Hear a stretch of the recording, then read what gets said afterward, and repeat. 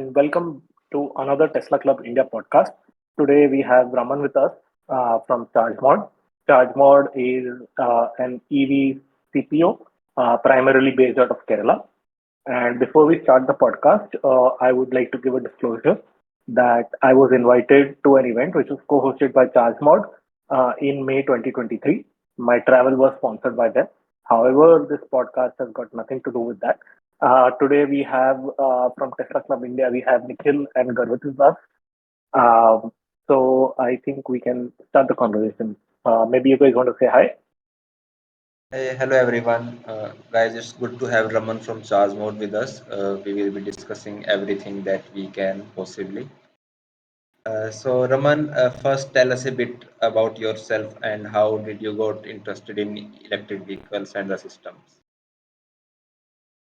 Hey everyone, thanks for the opportunity. Thanks for having ChargeMod present the story behind what we have done and what we're going to do.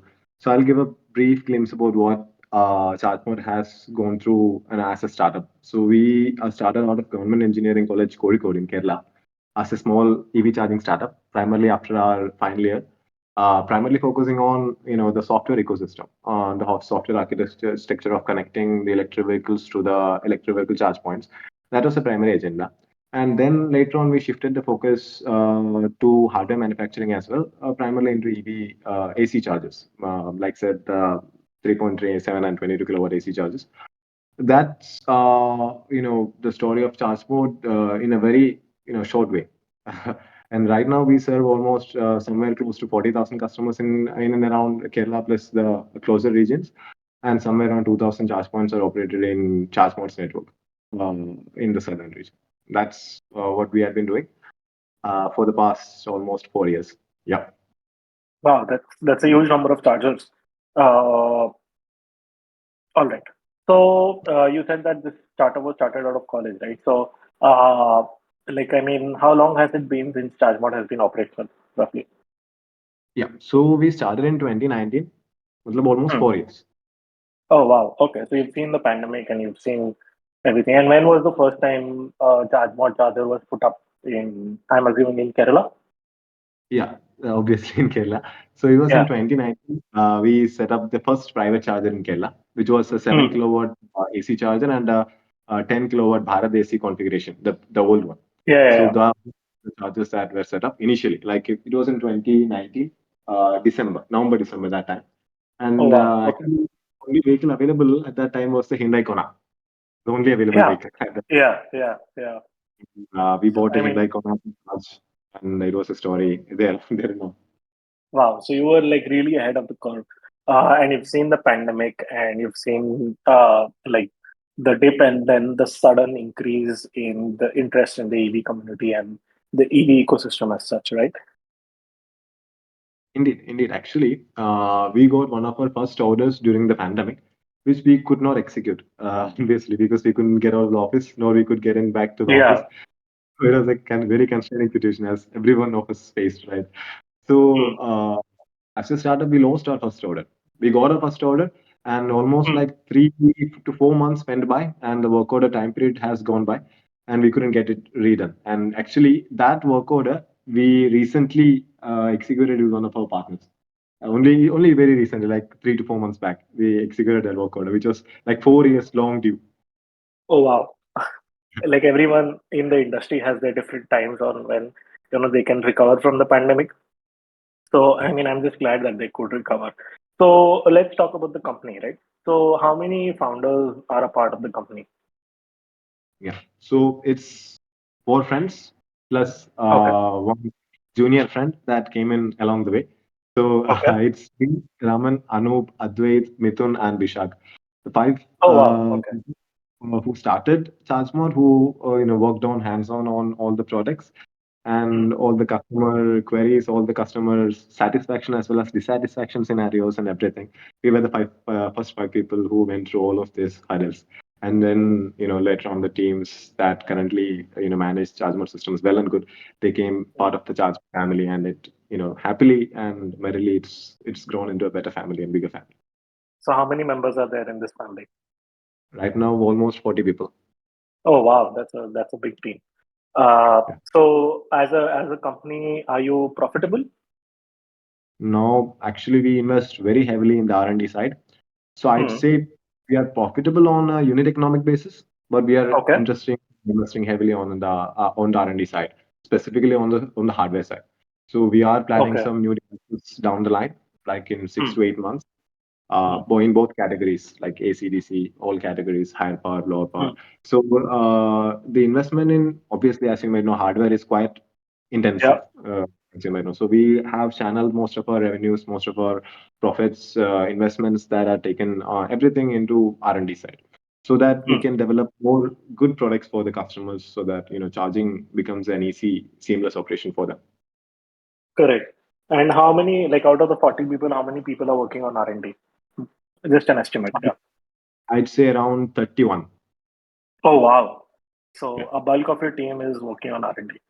Yeah, Um, it's 13 engineers and four marketing people plus hmm. almost five months. Oh, okay. Interesting.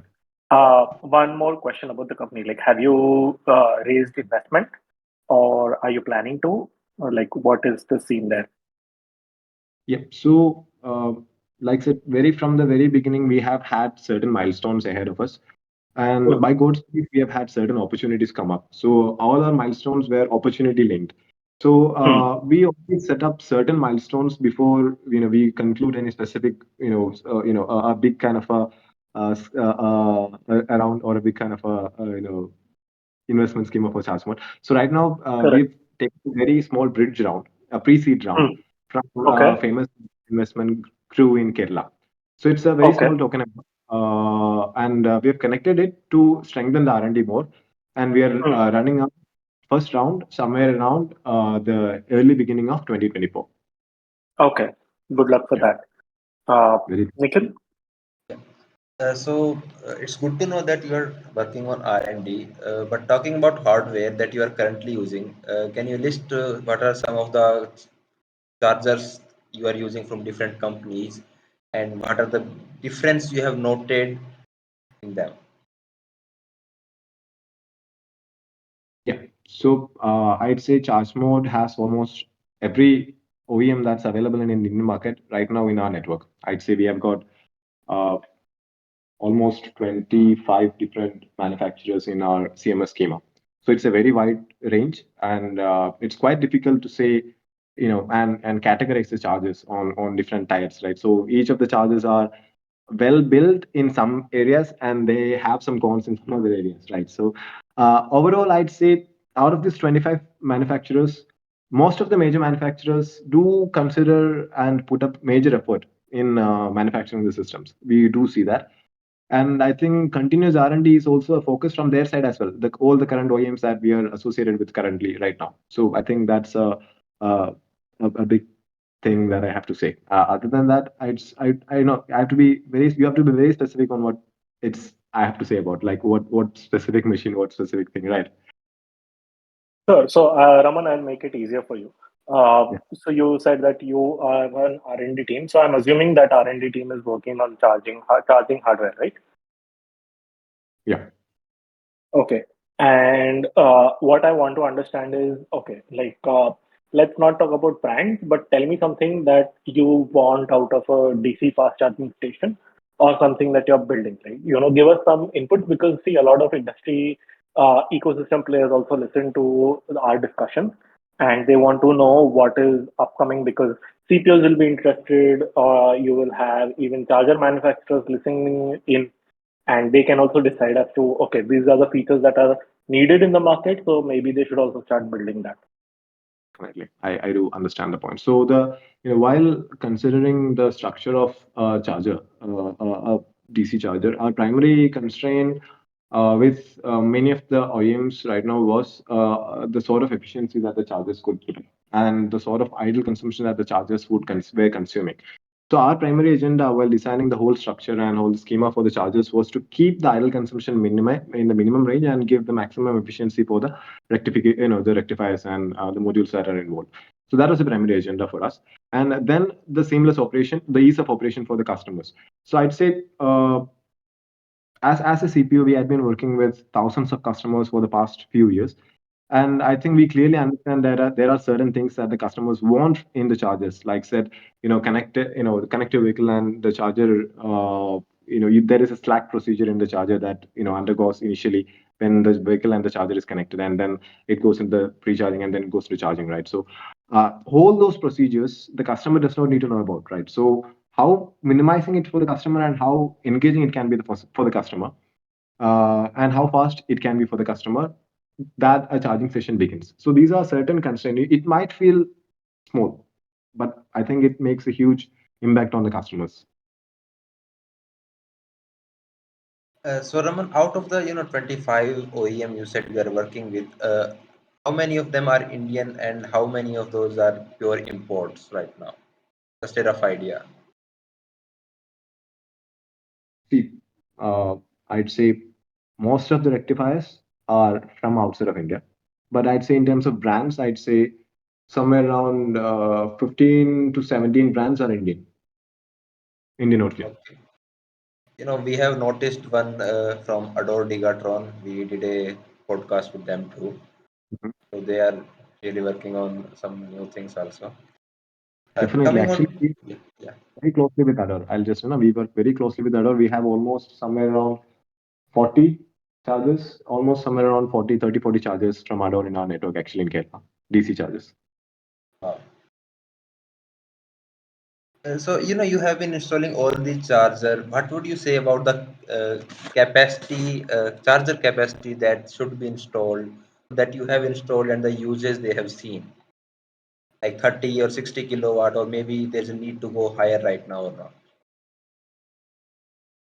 Understood. See, that question is a question of serious concern, right? So how future projections or how future infrastructure investment should be considered.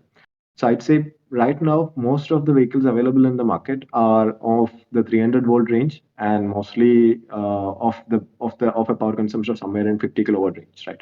So 60 kilowatt chargers that can be considered fast chargers right now, but in 5 years they could be considered as what we call the medium fast chargers, right? So there could be a case like that, and as soon there could be another case that is coming in as well, because see, when the IC engine vehicle prices are tending to match the electric vehicle prices, there are certain compromises that are going to be there, right? So the initial vehicles that are coming in that way, that path, are all going to be lower voltage. I'd say in the 300 to 400 volt schema, as well as they'll be having a charging rate with a battery capacity of charging rate somewhere around 30 to 40 to 50 kilowatt.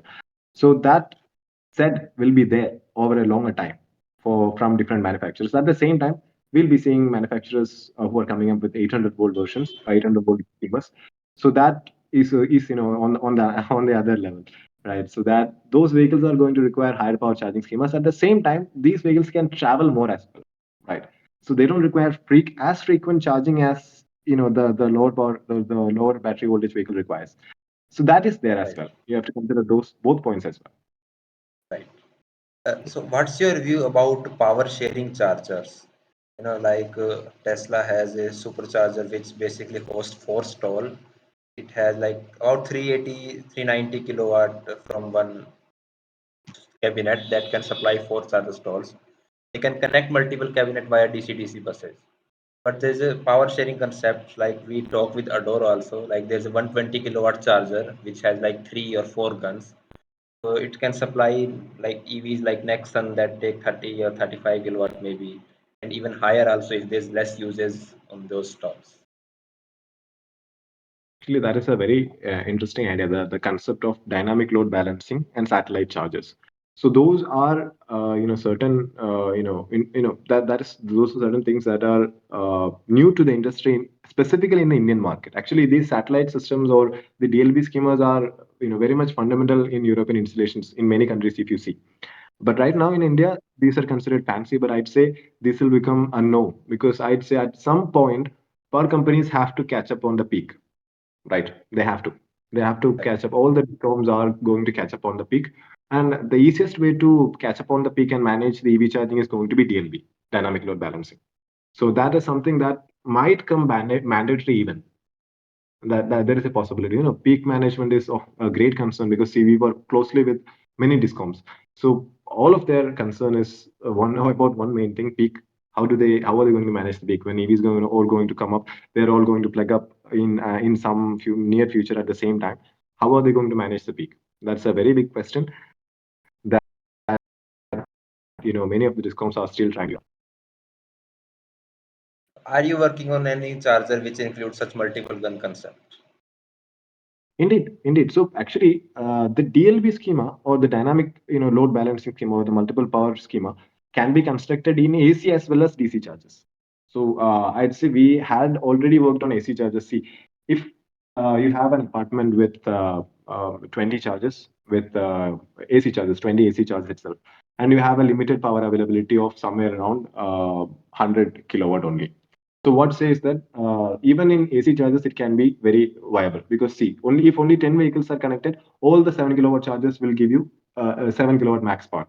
But after the 100 kilowatt has been crossed, then the load will be managed accordingly. So if all the 20 chargers are connected, then each charger will get a minimized load, maybe somewhere around 2.2 to 3 kilowatt of load. So that's Right. very important in AC charging as well. So we have constructed and built and tested DLB in the AC charging schema, already done. So in DC charging, we are working on it. The hardware, like I said, now our primary intention in the DC charging segment is not a satellite schema immediately. So the satellite schema is something that we are considering in the R&D near future.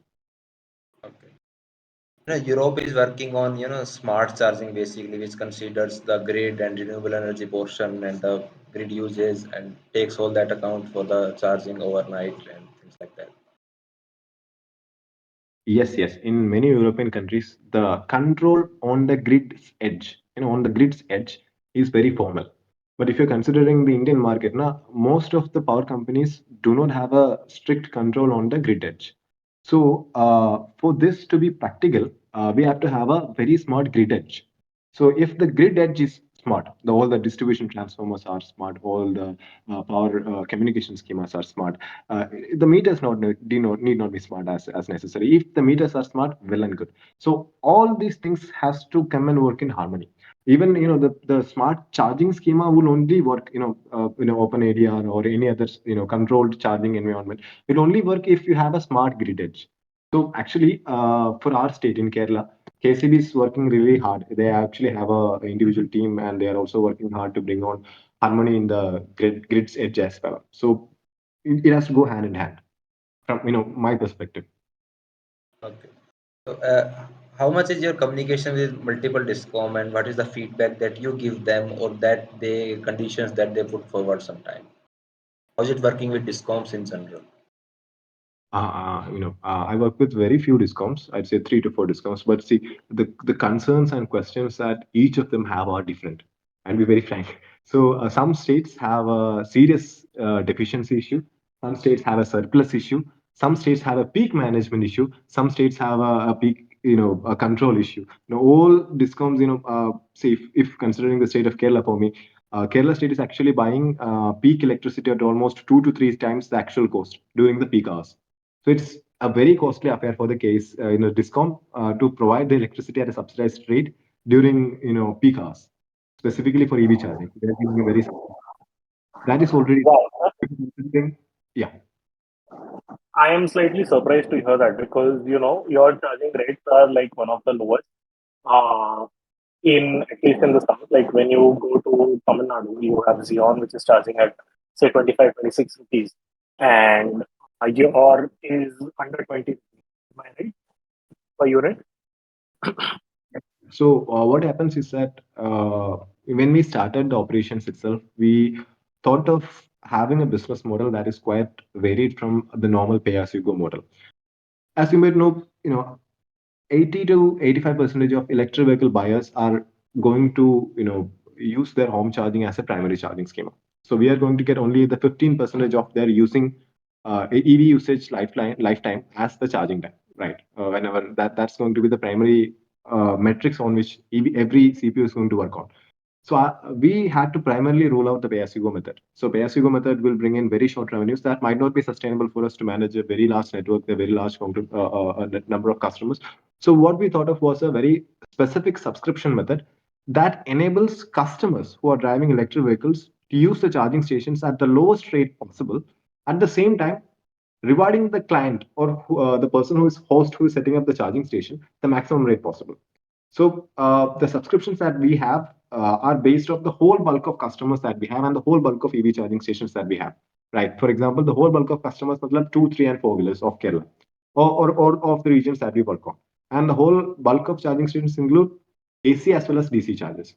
Right. So and the subscription rates are fixed in such a way that the sync is there, so that we are able to bring in maximum revenue to the clients. At the same time, we are bringing to able to give the minimum possible cost of charging for the customers.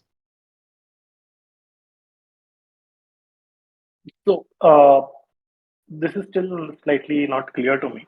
What I'm trying to understand is you charge a subscription fee to your users, and then you give extremely discounted rates for charging. So how much, like, I mean, how much is the fees that you're charging for the consumers, and like, how is it cost effective for you too? Like, if you can just explain that. I can't exactly give over the numbers, but I'll give you a presumptive assumption on the basis of that. So, for example, if a customer who's a regular user of ChargeMod, a base plan of ChargeMod is at 39.9 units, which gives almost 37 units of electricity, almost 37 units of electricity. But the base plan, 27 units of electricity. That's another 27 units of electricity. It's valid for 28 days. So a customer who wants to charge their vehicle in any of the ChargeMod stations has to do a basic subscription plan, which is of 399 rupees for the four-wheeler or for the DC charger. For the AC charger, it's at 99 rupees for 28 days, which gives almost 9.34 units of electricity, valid for 28 days. So, like I said, this is the cycle of lifetime that we have. And the prices that we have fixed is based on the charging usage as well as the revenue returns that we have. The subscription price has been fixed in such a way. Right now, if you consider the 399 rupees plan, the price per unit is almost 14.5 rupees only, including of the GST. Understood. So basically, you buy that subscription plan, you are giving certain units, uh, more or less, like, I mean, because they're subscribed, they'll certainly feel that it is kind of free, and then you charge a flat rate.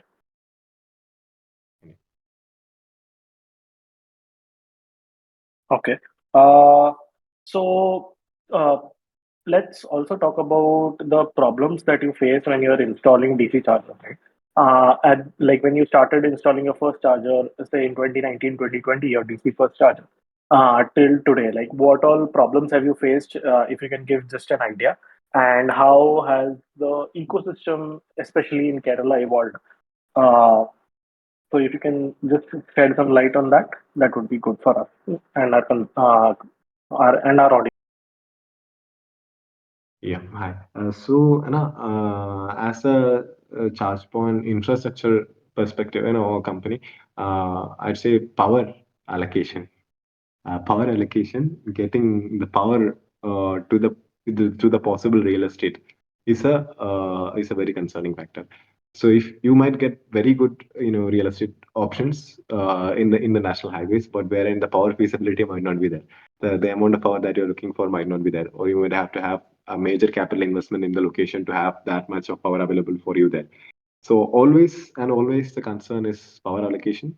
And then obviously the time for power allocation is also a very big concern. The time that it gets for the papers to get processed, the time that it gets for the officials to get the papers the concerned authorities to get the paper signed, and then the power to be available there, any transformers or something that has to be set up. That part of the job is one of the most time as well as manpower consuming. I'd say those parts are where I hate the most in the whole work. No, I totally get that. The transformers that you mentioned, right? I mean, are they transformers that ChargeMod puts up, or is it like KSEB transformers? Like said, na, there are certain methods that are available. So if a transformer can be enhanced, so there's if there's a possibility of an enhancement in the transformer, that KCB will do from their side. In which power can be reallocated or some way, some sort of arrangement can be made. KCB actually supports us in the most possible way, but in many locations we might have to set up the transformer, especially if you're considering chargers of 60 kilowatt range. you might have to set up the charger, transformer on your own. And then there is a concern Okay. of this varied fixed charges in the HT and LT line. So in Kerala, if you're Yeah. considering, if it's above 100 units or 100 kilowatt, it's going to be HT. And the fixed price Hmm. for LT is at 90, and for HT is at 25 250 rupees. So if you're considering you Hmm. have 99 units, 99 kW of connection, then you have to pay Hmm. almost somewhere around 8,000 rupees, somewhere around 8,000, some close to that, 9,000 rupees per month to As a 9,000. fixed charge. Yeah. Yeah. But if it's 101 units, then it's 25,250. Correct. So that's a huge difference, So right? So 29 units, yeah. it's 9,000 rupees, and it's 101 units, just two kW difference, then it's going to be 25,250. So that's No, I also a mean, hindrance to setting up the higher power charges, actually. exactly, exactly. Yeah, I mean, unless they see that kind of utilization, they see that kind of growth happening, the CPUs mainly, they'll be inclined to not put those high power charges. One Indeed. more question I had about the transformers. Like, for Mhm. example, where you are putting your own transformers, right? Mhm. There I'm assuming that your fixed charges are less. No, it remains the same. It remains the same. Wow. Okay. Mhm. I mean, you are essentially like building out the grid for the state electricity board, and still they're charging the same amount of. Setup is shared as well. So KSB will take power from that. That's going to be there. Okay, understood. And on the national highways, like, are you basically like tapping into the HT line, or because you said that most of the charges are 60 kilowatt, so I'm guessing you're still using the LT line. Yeah, we have an HT-LT transformer, so that Hmm. we have LT connection, but the main transformer could be connected to the HT. Okay. Yeah. Okay. Uh, Nikhil, if you have any other questions on the transformers, otherwise we can move on to the next one. Yeah, I think we will move on to the reliability and the maintenance of the charging network now. So, Raman, just talking about what's the uptime of your chargers in general. Uh, you should never ask a man's salary and uptime to us. Well, if you read the EXPV TV's report, I can tell you. Just give me a minute. Uh, Sorry, Raman, but 24% of your chargers were faulty when I was collecting the report. Out of the 94 DC fast charging guns, this is obviously data of August 2023. You can find the article in the description. Um, Moving on. So okay, if you can't tell us the uptime, but at least you can answer this question for us.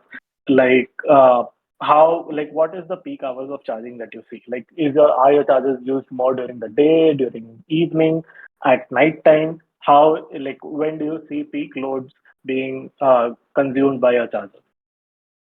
Yeah, I'll actually answer both the guys actually on the uptime side as well as on the peak usage on the usage query.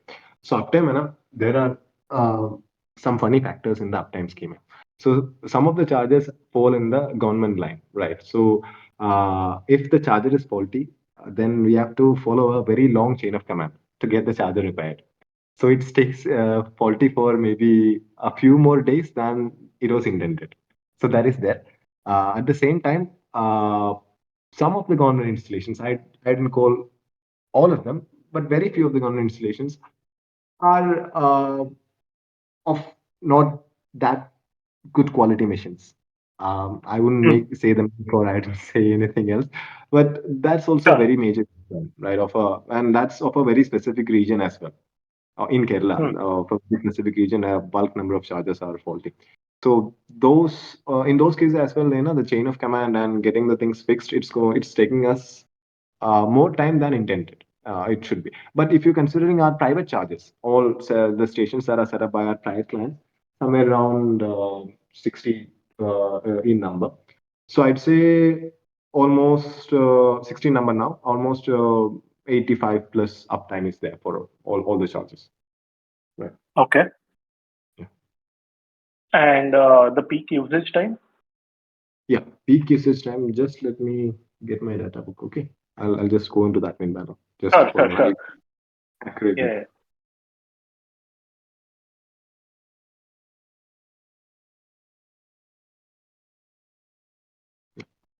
Today we have had two peak times.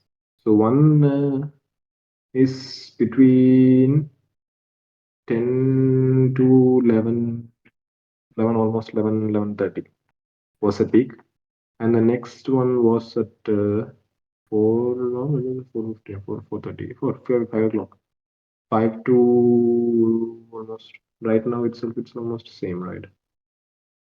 So I'll take yesterday.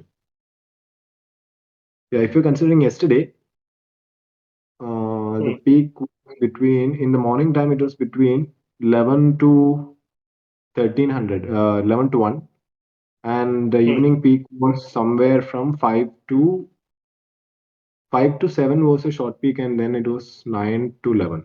There are two peaks in the night. So there are three cliffs. One is at early 11 to 13, and then 17 to 19, and then 21 to Hmm. 23. Understood. Understood. So basically, like people who have just reached office and or when they're leaving from office, or someone who's out on a late Could night be. drive, something like that. Yes, it was yesterday's data. I could get maybe a monthly data. Just hold on. We can just go through on the Sure, next question. I'll give you this data later on. sure, sure, sure. Just for context, we are recording this on 22nd September 2023. Um, yeah, while you're saying that Nikhil has a question about private charging. So Raman, when you talk about private charging, you mean that's not funded by government or as in private totally to private users only, not for public use? No, it's not funded by the government. The stations are set up by third-party individuals. How many So of say someone them? like a mall, yeah. Somewhere How around many? 60 points are there, right? 60 charge points are there, almost. Matlab, somewhere around, I'd say 45 charges, right? Okay, How so many? that's How many basically of the chargers are just charge mode funded? Not government, not to third parties. Just your investment on someone's land. Maybe you are paying rent or something. None. We have zero charges. We own zero charges. Okay. Wow. okay. And what I also wanted to understand was that, like, let's say I'm a private player, right? Do and I want to set up a charging station at my food mall, which is on a highway. Now, do and I approach ChargeMod for the same. Do I have to buy the charger from you, or what kind of business models do you have with your franchisees, roughly? Like, if you can give us an idea. Yeah. So we have like two to three methods of investment. One in which if the client is interested, already has the property, and if he has the capital to invest, then it's going to be a client a single client investment, right? So the client is having the land and the client is making investment. That's the first method of way in which ChargeMod works. And the second way is the client has the land, but the client is not interested to invest in the property. So in that case, what we do is we have certain investors who are interested to invest in EV charging infrastructure. So those people would invest in the client's land through ChargeMode, and there is a revenue sharing agreement between the client and the landowner. And then there's a third method in which if you have a very prime real estate location like a mall or a parking garage or like said, a very high value real estate or location, then we have, a third party entity who is actively looking into and investing in the locations with high returns on investment. The second model that you say, right, where there are private players who are interested in investing in Yeah, this business. different investors. Those are also third party different individuals who are interested to set up charging stations, but they don't have the land. And we invest in hotels, almost all roadside amenity places. This is not like that. This is like a common mall, like said with 20, 30 in the location, something like that. A hub sort of a thing. Correct. Okay.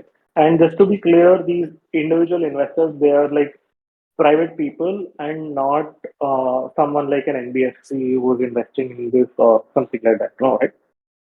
Second one has those are private individual entities who are interesting, and the third one are financial entities who are interested. Okay, understood. Understood. So I think we missed one point earlier while we were discussing. You mentioned that you work with like 25 CPO charger OEMs, and I am just curious, right? How does how does the maintenance? You were talking about the maintenance cycle. So who is taking care of maintenance for these chargers? Does ChargeMod take it themselves, or is it on the charger OEM to do the maintenance? Certain charger OEMs, as well as the maintenance directly. For certain charger OEMs, they have respective service people for the region. For example, in Kerala, they have like 2 to 3 service engineers available in the region itself. So they do the work for, we raise a ticket and they conclude the work based on the raised ticket. Similar to that, we have Hmm. Tyrex. So Tyrex also does a very good job in terms of service. Tyrex also has 2 to 3 service personnel available on call. So in Hmm. my experience, I'd say somewhere around 48 hours, my resolution, they give the resolution in 48 to only in case of where you have to replace the components, you have to replace a major component, something like it takes a little bit more time. So, Raman, Correct. what are the major some of the causes that you have seen that why chargers becomes faulty? Leaving grid things aside, grid or power outage aside, what are some of the failure points you have seen till now? See, that's a very funny question. So let's say one of the major things I've seen in terms of installation of many chargers is the way in which guns are placed.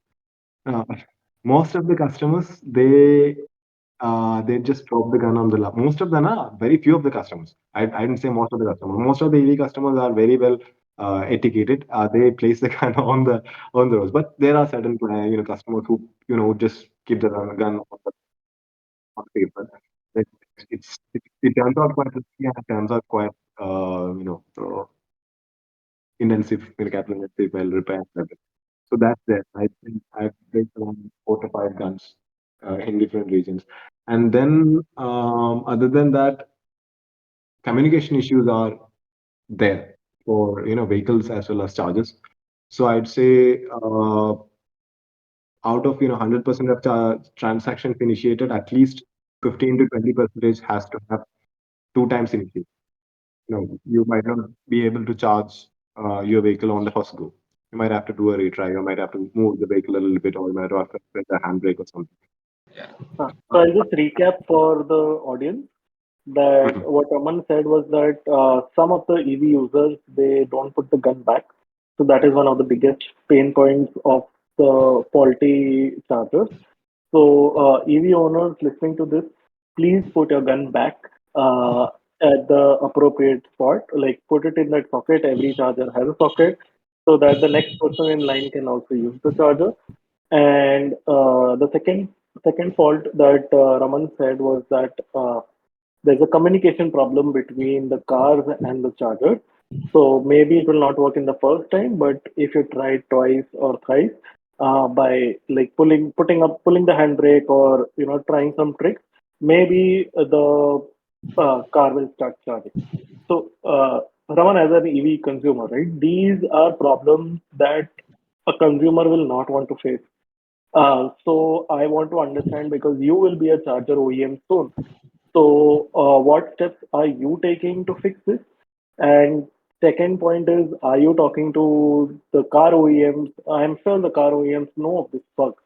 So how are they planning to fix it? If you can throw some light on this, I think it would be great and very reassuring for our listeners. No, for this very specific issue of multiple transactions to be initiated for customers to have charging session, started. So what we have done is on the hardware side, we are trying into. It's not completely done yet. We are trying to bring in a method. It's called screw, in which we are able to reinitiate a charging session without plugging the gun. So that's something that we are without replugging the gun. So that's something that we are trying to figure out. So the customer, the machine could be intelligent to understand that the charging system was faulty and the customer's intent was to charge. So what the machine can do is actually try to, through the HMI itself, it can be shown that the charging session is being reinitiated. And if it on the second side, on the second run itself, if the charging session is not reinitiated, right now what we do is we have a excellent customer service in which the calls are directed, or the customer care service would call the customer upfront and inform of the steps what can be done. But it can be done through the HMI and the app combination. So since we have that sync of having the app being built by us, having the EV ecosystem app being built by us, and the charger software being built by us, what we're planning to do is to bring in a sync between the HMI and the mobile app, so that it becomes a little bit seamless and easier for the customer. You don't have to unplug, or you might have to do minimal steps as possible to get the charging done. So that's something that every other OEM could consider, to minimize the struggle for the customer. Correct. I mean, I've faced this problem myself, so I can relate to it. Yes, Nikhil. Now, how much of your software is in-house, CMS or the app or the things? Are these all built by yourself or the companies provide you? 100% right now, all of the systems are being run on ChargeMod's own ecosystem. You talked about the communication problem. Is it the inbuilt software that the chargers have? Actually, before or when we are initiating a DC charging session, there is a set of communication that is happening between the BMS and the charger, right? So it's called a Slack in the industry. So what it tests is it does certain factors like the insulation resistance, like the pre-charge, the voltage capability, the voltage charge voltage capability, the BMS ratings, and all these values are once taken. And at certain one point it could be an issue right now. If all the Slack procedures are perfectly done, then it goes into charging, right? Even after the Slack tests are perfectly done and it goes into charging and it gets disconnected, then you might have to have a slight communication issue. So that could be solved by reconnecting the gun, or it could be even like BMS is not ready for communication, some things like that. But I'd say it will evolve. As you have seen, the first Nexon AV and the new Nexon AV, they are two different beasts, right? So they are evolving. The automobile side is evolving, as well as the charger tech is evolving. The charging tech is evolving. The rate, the efficiency, the concerns regarding efficiency, all of these things in the EV ecosystem are evolving. So I'd say in future we might feel and see less of these problems. It's obviously they're part of the growing problems, but when there's a standard CCS2, it's expected that at least automakers are able to implement the protocols in the correct way. But it's an issue that have been with Tata and even some other EV like sometime MG also, I think. Yeah, actually, I'd the certain paradigm, CCS paradigm has multiple implementations. I'd say each manufacturer has got its own. It could have its own take on how they implement the protocol. So it's a protocol. So how the protocol is implemented is dependent on the manufacturer, right? And or like said, a third party company who the manufacturer must have tied up with. So and each manufacturer, since this is a very nascent stage on the development right now, so that the concern is there. But I'd say, like I'd stick on to that statement. This things will change very fast. They'll change very, very fast. Right. Priyansh? Yeah. So when I was in Kerala, right, I did have the opportunity to check out one of the chargers on the electric pole. So that is something that is pretty unique, and something which I'm assuming every EV owner will love. If you're watching this on YouTube, there'll be a photo of this charging pole that you can see, which is common across Kerala. So, Raman, can you talk to us as to how this idea came about? Who thought of this, and were there any challenges while you were implementing this? Actually, it was Mithun's and Advait's idea to set up the charge points on the poles. Because one day we were sitting thinking about the designs of the poles on which the charge points should be set up, and everyone was having different idea. I was saying, set it up on a steel pole. On if you're considering setting up anywhere, and set it up on a steel pole. And Mithun was very adamant, still, I'll set it up on concrete poles so that I can have banners and everything. I have wide area. Then Advait said, why do you need to do concrete poles? Everything you already have concrete poles everywhere, led by the KSEB. Na? And that conversation somehow turned it into a pilot idea. So we went to KCB along with this Kerala Startup Mission. So Kerala Startup Mission is an entity that supports startup efforts in Kerala. it's a government-led entity. So we got a support letter from KCF and we requested a pilot run to be initiated by KCBL's polls. And it's a very short run. It's like said somewhere around 6 months in monitoring and 10 charges. And after these 10 charges came in, there was a number of electric autos in that specific region of Kerala, Kozhikode. So that was one of the regions that later led to the further development of this infrastructure development across the whole of the state. And I think somewhere around 1,160 number of 65 number of charge points has been set up of varied poles, and the Wow. uptime is somewhere around 80 to 85%. 80, around 80%. 80% for the black boxes. That those are all AC charges, and these chargers are being utilized by two, three, and four wheelers. I'd say we have chargers in Kumli and Silent Valley Hills on Hmm. top. We have chargers. Anybody who's going anywhere, na, they don't have to have that fear of getting stuck. They'll have a charger at least 3.3. They'll have somewhere. Yeah, They don't have to. Yeah, correct. there was Yeah, a I very mean, from the KCBL side to take it forward, and an idea from 3 4 young guys, and they were good, kind enough to give it wings. that's really amazing because I mean it is helping the UE ecosystem. It is helping people have less range anxiety because they know that there'll be a charger somewhere.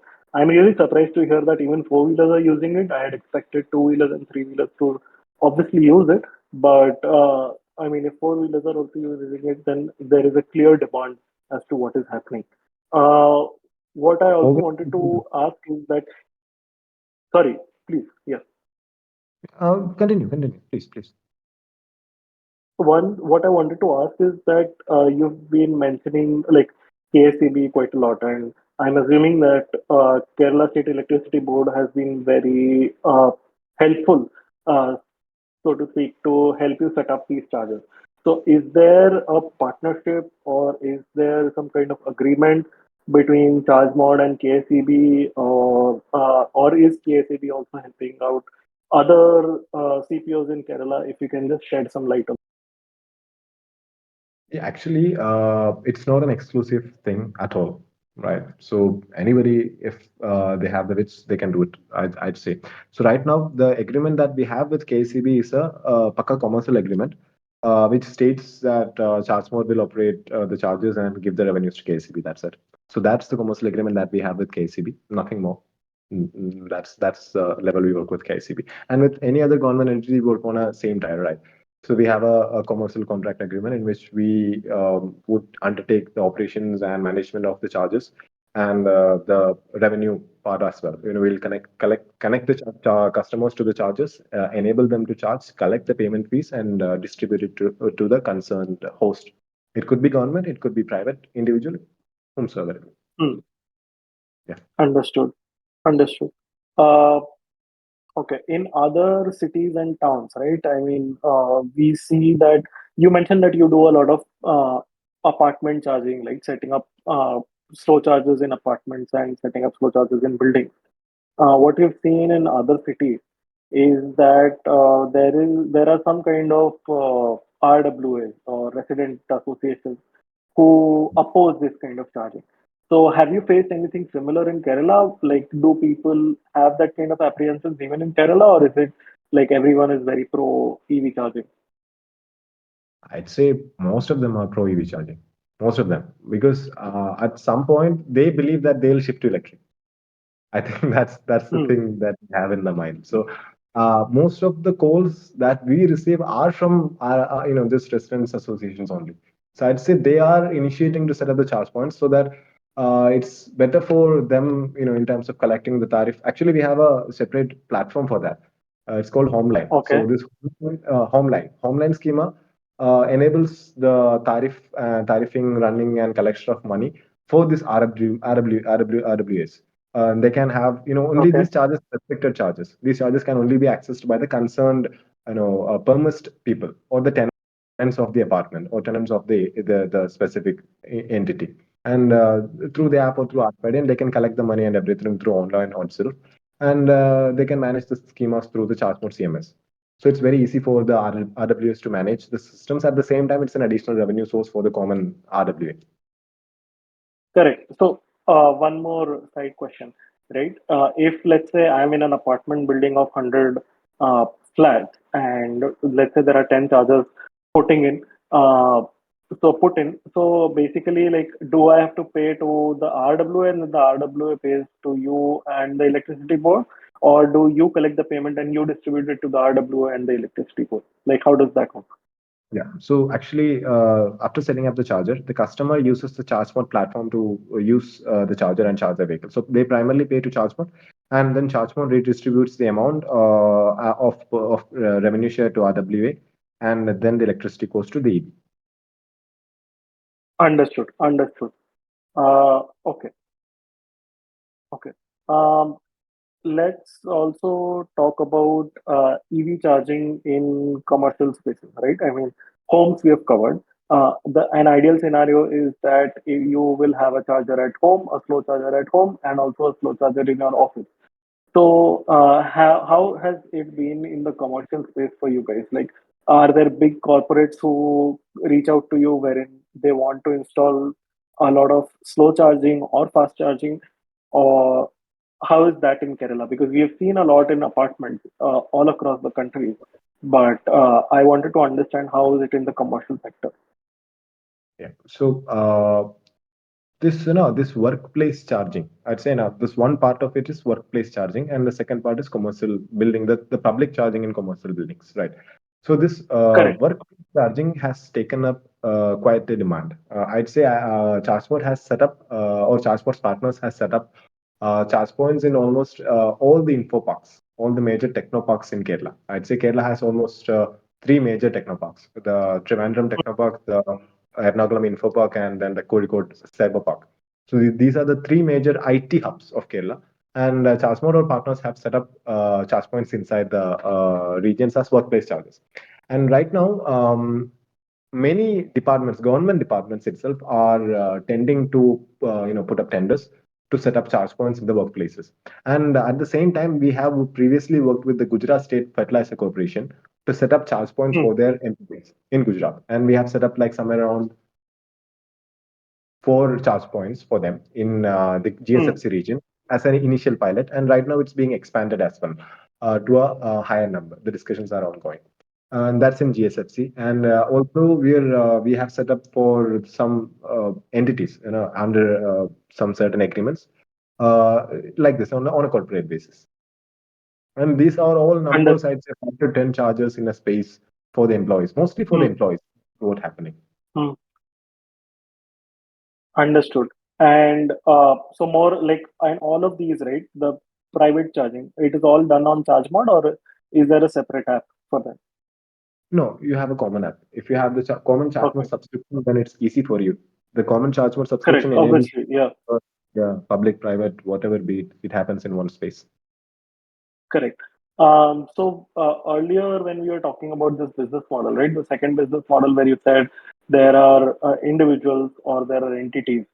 Did you by any chance mean EVOC, the electrical vehicle owners of Kerala, or is that a separate discussion? Yeah, actually, Evoke is an entity that is working towards the same, towards with the same goal. But we have Evoke as well as third-party investors. So Evoke is a primary investor for us. I'd say they are setting up close to 100 CCS2 charge points in Kerala in the next 12 months. So they have already completed 15 numbers, and 15 numbers are in the garage for them from us. So almost 30 numbers they'll be completing by this year, this 2023.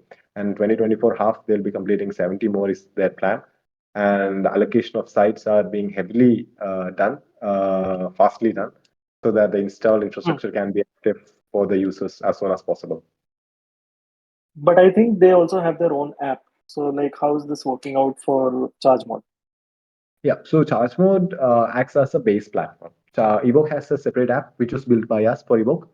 It's more Okay. going to act as a community app. So the evolution of Evoke's app is going to be a more of on a community lane. So the Evoke app in Hmm. its future are going to get community tabs, community initiatives, wherein the Evoke, as you know, it's an association of around 2,000, electric vehicle owners of Kerala. And they are pulling in money. See, considering this as a huge factor, no, customers are setting up charge points, and the customers has chosen us to set up the charge points is a proud fact for us. We are very very proud of that fact. Definitely. Yeah, yeah. Yeah. So that's the thing. So now the Evoke app has more of a community outlook. Right now, it acts as a charging app for Evoke, but I'd say in the Hmm. near future, it will be more of a community oriented schema. Also, because you're using the same CMS for ChargeMod and Evoke, so is there a possibility of cross-listing charges on each app, or will ChargeMod charges be separate on ChargeMod and Evoke will be separate? All Evoke chargers are currently available on ChargeMod app. Okay, okay. Yeah, And it will continue to be like that, I'm assuming. it'll be like that. Yes. Okay, so that's interesting. Uh, but as like this is a repeated point on this podcast, wherein as an EV consumer, like I have like 50 plus apps on my phone, and it's like, I mean, I am an extreme use case wherein I want to download every app and see what is happening. But a typical consumer also, like if he's trying to do a road trip between two states, they need minimum of 3 to 4 apps at least. So what are your thoughts on cross-listing your apps on other CPOs, other CPO apps, and getting other CPO charges on your app? Like, if you can just give your uh, point of view on this problem that is faced by consumers. We are already in discussion. Actually, we are already in discussion with a few of the major EMSPs, the e-mobility service providers, to have a OCPI based schema, OCPI based roaming schema enabled. We are already in discussion with that. So I think, Wow, yeah, we actually almost every CPO is currently on discussion on this point. Every single CPO in the country is having a discussion at some point regarding this, right? So correct. I'd say you'll see, somewhere very close, this EV roaming to be very fruitful. So that the application that provides or the service provider that provides the best services or Hmm. in a region can continue offering that services to the customers who are traveling to other region. Yeah, it's Hmm. going to be quite popular. Yeah. But I have another question, right? Are you not worried about, like, I'm playing the devil's advocate here. Are you not worried about, let's say you have a site in Kochi that is making a lot of revenue, and uh, the other CPO also sees that, and they're like, okay, I will also install another charger in this, and you will be competing with them. Like, do you have this kind of fear, or is this irrational fear? It is a rational fear. It is a very rational fear. But as everyone says, change is inevitable, and this is going to happen. And this is for the good of the customers. And in the end, what's good for the customer should be prevailing in the market. It's simple as that. So when it comes, or when this schema is enabled, all we have to be concerned about is how services are meticulously delivered. We have every single CPU has to focus on the service part. Every single Correct. person has to service part, their apps scalability, their apps deliverability, the other engagements that they Hmm. can provide to the app ecosystem. How else, or what else that more they can bring for the table for them. Those are all things that that are going to be on discussion for all the CPUs across the country in near future. Yeah. It is Customers are like, yeah, as an EV customer, you really, I cannot express my joy that all the CPOs in this country are talking about this, and it will be just amazing for everyone. So it's a thank you from my side, and I'm assuming even from Tesla Club India's side, that thank you that you're having this conversation, and hopefully we'll see something materialize very soon. Nikhil, you can take over. I mean, we obviously discuss this point everywhere, and we have written tweets and asked about all the companies that we can that when they are going to implement this. And about the competition side, I think customer are obviously going to choose the reliable one. So CPR is going to head fight on the reliability, and it will be better for them as well as for the customers. So, Raman, are you working on auto charge also, plug and charge or auto charge, whatever you want to call it? Yeah, actually, right now, very few of the available machines in the market support it from a hardware perspective. So, in terms of this auto charge schema, there is only one considerable difference wherein the charger also transcripts the PIN or any MAC ID that can be fetched from the vehicle, so that the vehicle can be matched to a user. We are working with, like said, many of the OEMs to bring this capability to the ground. Right now, ABB has already enabled auto charge, and Sion has had a very meticulous run with having auto charge enabled for the customers, and it's very fantastic to have that kind of a facility for the customers. So I'd say we have had discussion with Adore. Adore is having their next firmware update coming up with auto charge. So that is a fantastic news for everyone who's going to use an Adore charger shortly. So they'll be having a auto charge feature rolled out soon. Exicom is also working in the backend for auto charge to be rolled out. Tyrex has already made some prototype and they're testing, and we have already tested with the CMS, I think, right? So I think auto charge would soon come in, but plug and charge would take a little bit more time. It's on both ends, right? The vehicle as well as the charger end. The plug and charge should work. So I'd say most of the manufacturers are not capable of having a plug and charge schema right now, as of the time we are speaking. But it also could be something that would become fruitful shortly. Auto charge would be enabled, I'd say, in very near, very shortly. Auto charge would be enabled for most of the OEMs right now. Okay, that's awesome. So, what are your views on the growth of EV charging industry, and as well as your what do you see about charge mode growing next, let's say, 2 or 3 years? Uh, See, in 2022 August, in 2022 August, last month, August, we transferred almost somewhere around 19,000 units. I mean, no, 17,000 units, right? 17,000 units in August of 2022. In August of 2023, it's somewhere around 2.1 lakhs units. Wow, that's huge. So is growing heavily. Number of vehicles are growing heavily on the road. So this numbers say for themselves, I'd say. Now, how do you see the EV charging industry growing? I mean, there are so many players, about I think 50 plus, as Kians might have calculated. So, is everyone going to be there, or are some going to disappear? Frankly, I'm a nobody to say a comment on this. I am a very small startup who could also be threatened by these certain competitive barriers that could come in, right? But I'd say every single startup who's working in this very specific energy sphere has got an idea of themselves, has got an idea of themselves to work on. I strongly wish that everyone succeeds. I very strongly wish that everyone succeeds, including myself. That's my Yeah, strong wish. But I practically, I'd say conglomerates could form in, acquisitions could happen. Uh, hmm. that's how it could roll in. Yeah, Are you open to an acquisition?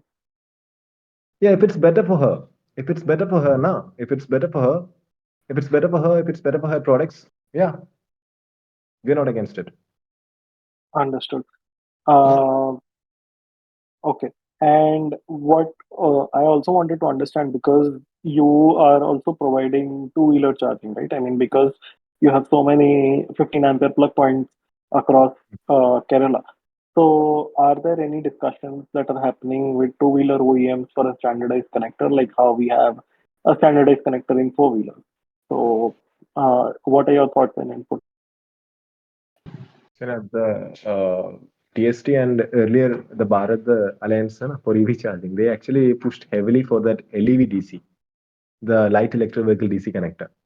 Uh, right. but EBT. LEDC, LEDC. But not all manufacturers are fond of the schema. Not all of them. That's the thing. And not all manufacturers are fond of what the DST or the Bharat Alliance has put up in terms of the LEVDC.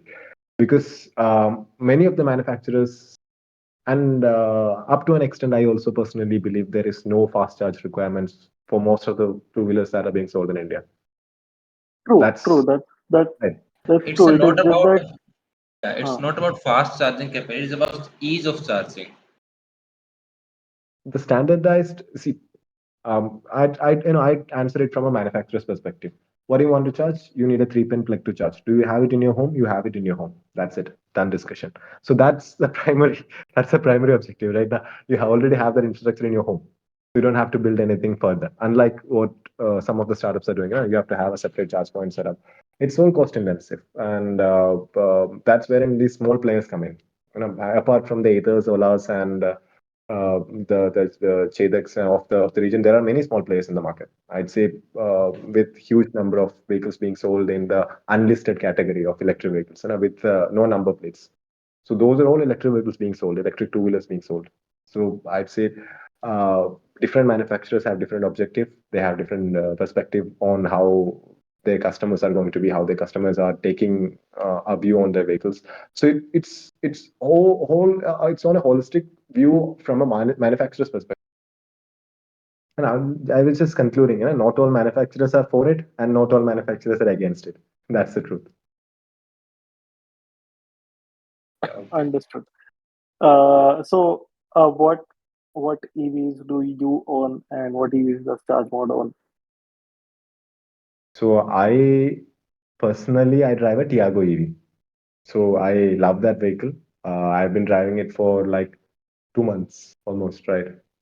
Almost 2 months. Before that, I used to drive a the other one, Verito, the e-Verito. I had an e-Verito, which is a rugged vehicle. I traveled a lot in that, and I actually used it for a very short time, but I used it very thoroughly. And then this Tiago came in. Tiago is a very peppy vehicle. I am happy with my Tiago. And then actually Mithun drives Mithun and both those guys are always together, Siamese twins. So these guys drive a Citron, and also we have a Aether and an Ola for testing. So the primary objective I'll give you this Tiago is for 7.2 kilowatt testing, and this Citron is for 3.3 kilowatt testing. So both objectives are covered. Hardware system is I covered, and software I is covered. I was surprised when I saw Mithun posting about the Citron. I basically asked him why. I mean, so at that point it was newly launched and it didn't have liquid cooling basically, so that was a major point. Have you faced any No, Nikhil. problems? I'm very happy with the Citron actually. Very very happy with the Citron. No issues so far, none. But actually, unfortunately, met with an accident a few days back Oh, when damn. one of Is everyone okay? yeah, everyone was okay. No one got injured. Okay. The vehicle actually went into total loss. Almost like the front one side was gone. Whole Oh thing was God. gone. I'll share you an image. But the vehicle stood ground, and no one was injured. Yeah, the most important thing is no one should be injured. No one was Uh, injured. yeah. Also, like Nikhil, I want to reach at such a stage wherein I can just buy cars for testing, like how Raman does here. So, on It took that us note, 4 years to buy a car for testing, na? You have to keep that in mind. It took us 4 years to buy a car for testing. everyone has their own struggles, Raman. Uh, One last point, Raman. Do you have any message for EV owners or any EV industry in general? Nothing, don't worry about this whole DC fast charging faltu, thing that you have on the internet. Don't go for that. Charge your vehicle, travel mode. Charge your vehicle, travel mode. Don't worry about charging, charge your vehicle. Don't worry about that. Charge your vehicle. That's the only thing I have to say. and keep paying Raman. That's it. Yeah, Yeah. have fun. Uh, Thank you. Thank you for the fantastic question. all Thank you for the time. Thank you Bye. so much. Thank you for listening in till the end. If you're still here, you may want to follow us on Twitter to get real time updates. I am at EXP with EVs. Tesla Club India is at Tesla Club In. Uh, Nikhil is Nikhil, your Twitter handle. And Raman, if you are on Twitter, please tell us your Twitter handle.